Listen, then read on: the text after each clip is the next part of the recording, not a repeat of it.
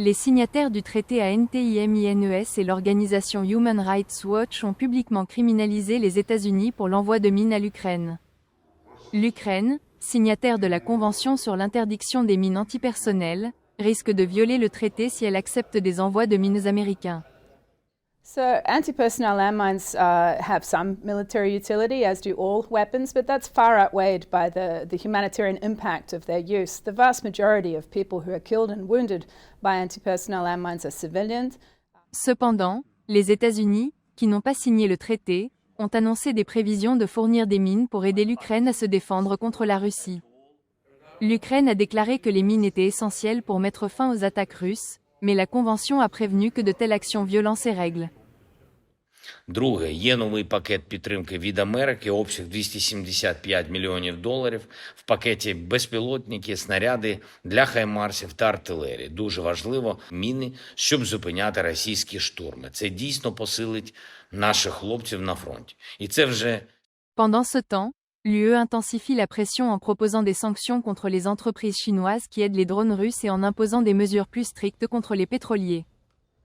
Le Royaume-Uni a annoncé ses plus importantes sanctions à ce jour, ciblant 30 navires liés à la Russie, tandis que le ministre des Affaires étrangères David Lammy exhortait les pays du G7 à maintenir l'aide militaire à l'Ukraine.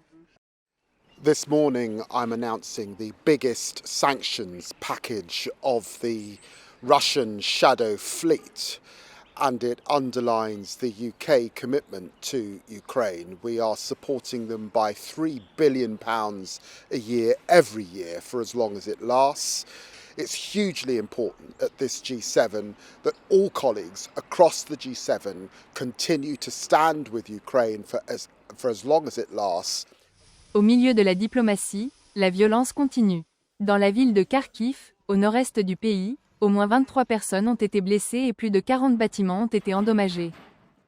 Alors qu'une attaque de missiles sur la ville portuaire d'Odessa au sud a blessé 10 résidents et causé d'importants dégâts aux zones résidentielles.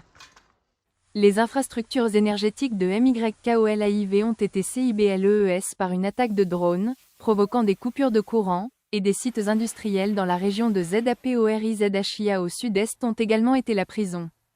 Rapport du bureau, NewsX.